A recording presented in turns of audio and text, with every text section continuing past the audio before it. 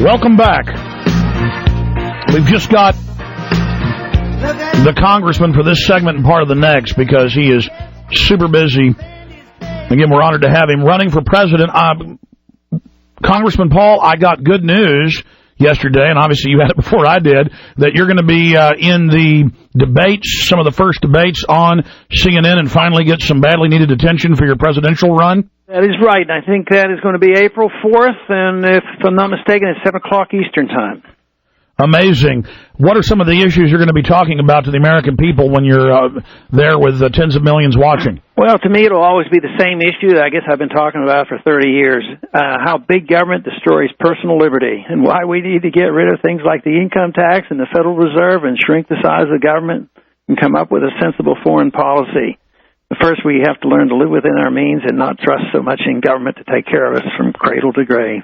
My meager suggestion is to also bring up controlling our borders, obviously, as the zeitgeist, and defeating and reversing the North American Union. Can you speak to those issues? Absolutely. You know, I work that into the foreign policy because what we don't need to be doing is spending $700 billion overseas. We need to bring our troops home, save a lot of money, deal with our borders, deal with our national sovereignty, get rid of these proposals for highways going from Mexico to Canada, and once again believe that national sovereignty is a legitimate position to take rather than thinking that we have to work to a North American Union and develop a new currency, the Amero, and turn us into something what the European Union is like.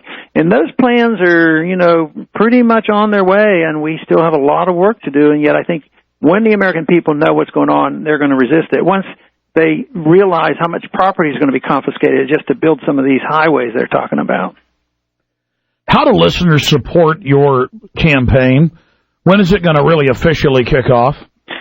Well, for legal reasons, we're not allowed to be talking about campaign as much as exploring because we do certain things under exploring versus campaign. But obviously in an exploration, you're looking for two things. You're looking for supporters that you could be helpful in a campaign, and you're looking for donors, which they're allowed to donate to an exploratory committee. So the goal is to locate individuals, and that's been the biggest task, and that's where I've been the most surprised because, and maybe you won't be as surprised, but we're getting a lot of inquiries, and like you say, we have so many inquiries, and because we don't have everything in place, it's almost overwhelming us because we are literally getting thousands of emails, and we don't have the staff yet, which we have to get put together.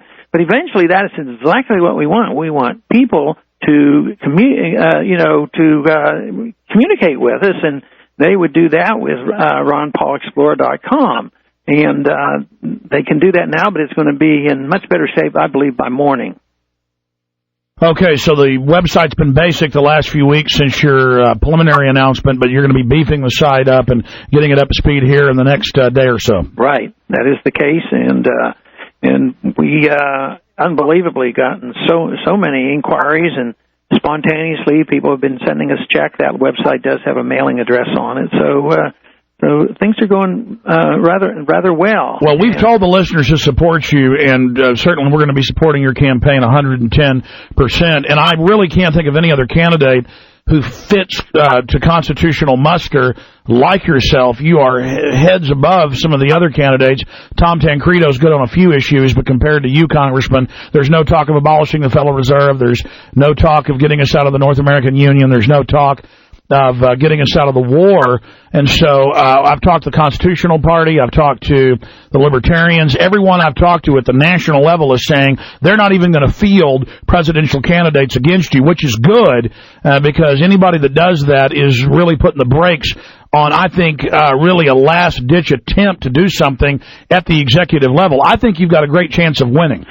Well, we'll find out what it's all about, but I think one thing I like about you and your audience is that you have an understanding about the importance of civil liberties and protections of our liberties here at home, and that you understood the evils in the Patriot Act and, you know, the FISA courts and the military courts and tribunals, you know, those kind of things. A lot of conservatives don't want to talk about it, and yet they're crucial. Just the fact that they can declare martial law in this country and they get rid of posse comitatus and actually weaken the Insurrection Act. That, you know, right now, a president, if he so desired, could declare martial law rather easily here. The only thing there would be the resistance to would be the will of the people, which is pretty strong as well. But sometimes things move along too quickly, in a time of a crisis, in times of hurricanes, or you have another 9/11 incident, people might say, well, what we need is a strong president to come in and protect us and take care of us. Well, I think it's important to do what you're doing, to talk about that issue, to beat that drum, to preemptively preempt that type of action being some type of emergency being seized on. Right, and but the law has been changed where the president has much more authority to make a declaration of an emergency. Let's elaborate on that in our final segment with Congressman Ron Paul running for president. I'm proud he's a Texan.